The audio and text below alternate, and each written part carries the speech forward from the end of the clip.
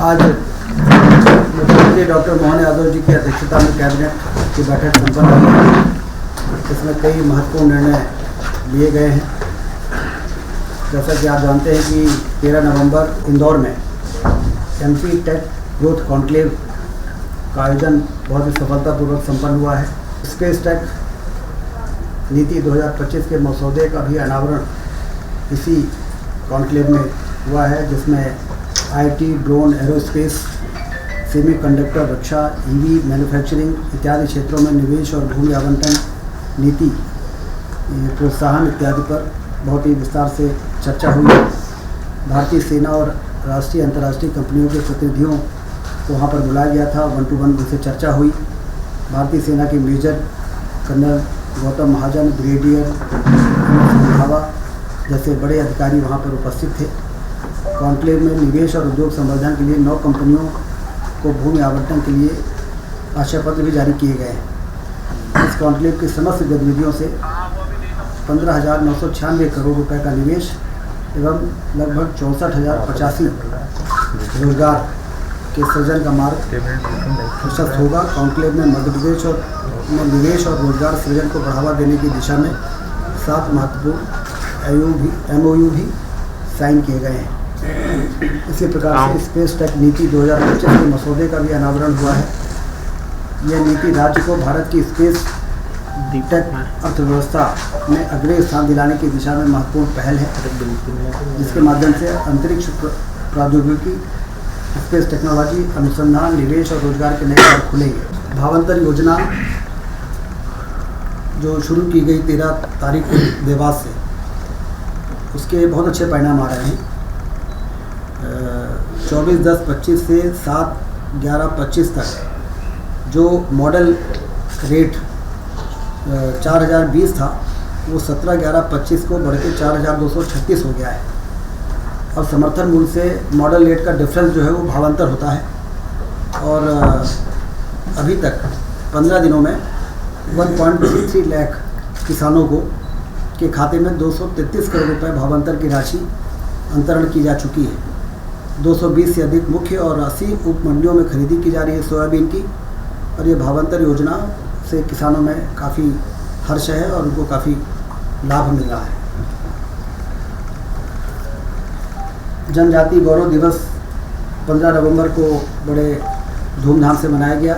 जबलपुर में जो सबसे प्रमुख कार्यक्रम था पूरे प्रदेश का, उसमें वर्चुअल माध्यम से प्रधानमंत्री जी जुड़े और उन्होंने संबोधित किया। 150वीं जयंती भगवान बिरसा मुंडा की बड़वानी, अलीराजपुर, जबलपुर में विशेष आयोजन हुए। बाकी पूरे प्रदेश के सभी जिलों में इसके आयोजन हुए और काफ़ी बढ़ चढ़ के लोगों ने इस कार्यक्रम को में हिस्सा लिया और इसको अभूतपूर्व सफलता मिली है। पन्ना जिले के हीरे को GI टैग मिला है। ये भी हम सबके लिए बड़ी उपलब्धि है। पन्ना को तो अभी भी हीरे के लिए जाना जाता था, परंतु GI टैग मिलने से अंतर्राष्ट्रीय स्तर पर इसकी मान्यता होगी और पन्ना डायमंड के नाम से इसे बेचा जा सकेगा। युवाओं और कारीगरों को रोजगार के नए अवसर मिलेंगे। ये प्रदेश के लिए बड़े गर्व की बात है। लाडली बहना योजना 12 नवंबर 2025 को सिवनी में 1,500 रुपये, 250 रुपये अलग से जोड़ के 1,500 रुपये अब हर महीने लाडली बहनाओं को ये राशि अंतरित की जा रही है। जैसा कि आप जानते हैं कि जून 23 में इस योजना की शुरुआत हुई, तब से अक्टूबर 25 तक बहनों को 44,900 करोड़ से अधिक की राशि का अंतरण किया जा सका है। इससे आर्थिक रूप से बहनें सशक्त हुई हैं, उनका आत्मविश्वास बढ़ा है और वो अपने बच्चों के, अपने परिवार के देखभाल में, उनके स्वास्थ्य के संबंध में ज़्यादा अधिक सक्षम हुई हैं।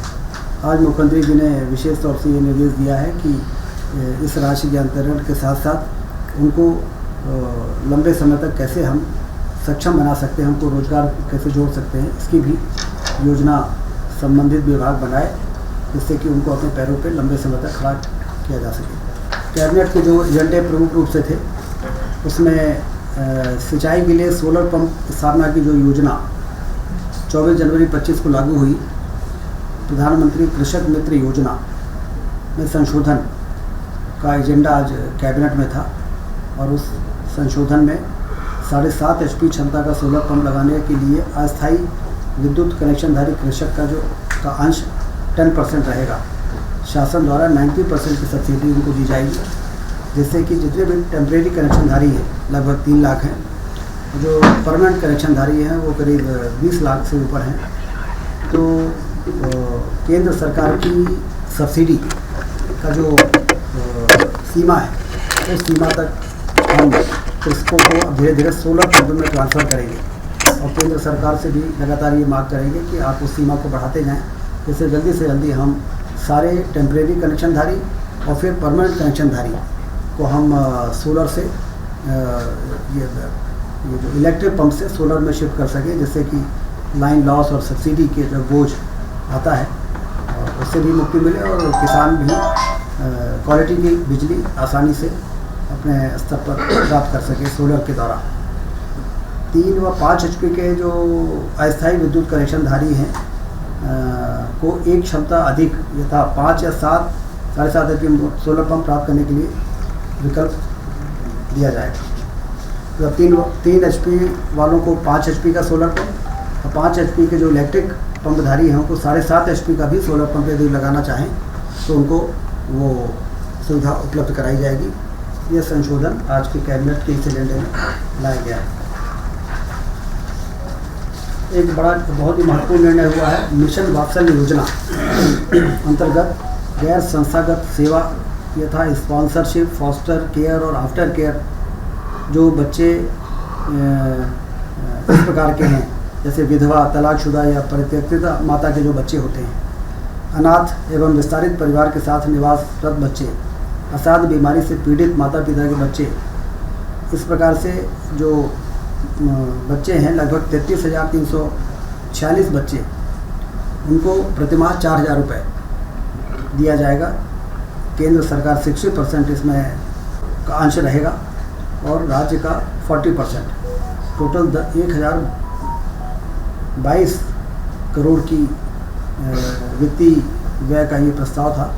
इसको आज कैबिनेट ने मंजूरी दी है और इन तमाम तरह के बच्चों के देखभाल के लिए 4,000 रुपये प्रतिमाह उनको आर्थिक सहायता दी जाएगी। मेडिको लीगल संस्थान के अधिकारियों को पुनरीक्षित वेतनमान 7वां वेतनमान का वार्षिक लाभ 1/1/2016 से प्रदान किया गया है। उसी अनुक्रम में मेडिको लीगल संस्थान के अधिकारियों को भी लाभ दिए जाने का निर्णय लिया गया है। 93 लाख रुपये इसमें एरियर की राशि का वित्तीय भार आएगा। सोशल इम्पैक्ट बॉन्ड योजना 6/10/2023 से लागू प्रशासनिक विभाग सामाजिक न्याय विभाग का है। इसके लिए 25-26 के लिए सोशल इम्पैक्ट बॉन्ड योजना 100 करोड़ का बजट का प्रावधान किया गया है। योजना के तहत सामाजिक सेवा प्रदाता हितग्राहियों को सेवा प्रदान करने के लिए रिस्क फंडर से धन जुटा है। प्रदत्त सेवा के परिणाम का मूल्यांकन एक निष्पक्ष उपाय एजेंसी द्वारा की जाएगी।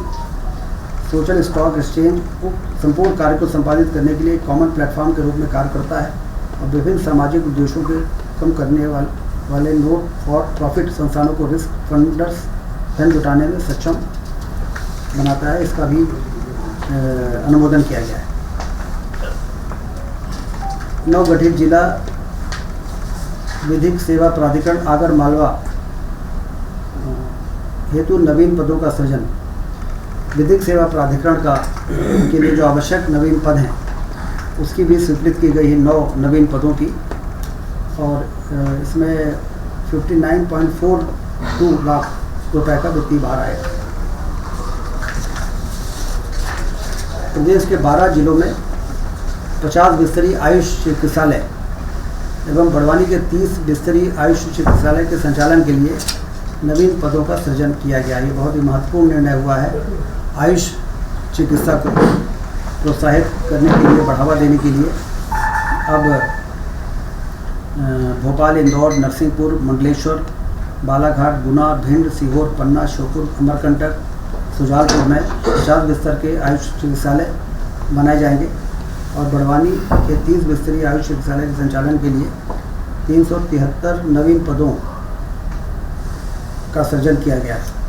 इसके साथ ही 806 मानव संसाधन सेवाएं ऑन कॉल हेतु शुरू की गई हैं। इन 373 नियमित पदों पर वार्षिक व्यय आएगा 25,57,00,000 रुपए और 806 जो मानव सेवाओं का प्रबंधन भारत सरकार के राष्ट्रीय आयुष मिशन से किया जाएगा। ये बड़ा मैन पावर मंजूर हुआ है जिससे आयुष चिकित्सा को गति मिलेगी। 12 जिलों में, इसके पहले 21 जिलों में हमारे आयुष चिकित्सालय चल रहे हैं। 12 और जिलों में इस प्रकार की 50 बिस्तर और 30 बिस्तर का बड़वानी में ये नए मंजूरियाँ हुई। विज्ञान एवं प्रौद्योगिकी विभाग के अंतर्गत मध्य प्रदेश विज्ञान एवं प्रौद्योगिकी परिषद में नवीन पदों की भर्ती पर लगाई गई रोक हटा ली गई है। साइंस एंड टेक्नोलॉजी विभाग के अंतर्गत जो रोक थी नवीन पदों की भर्ती की, वो आज विड्रॉ होगी। ये सारे एजेंडे रहे आज कैबिनेट की बैठक में। सर एक क्वेश्चन चर्चा हुई है, निर्णय हुए।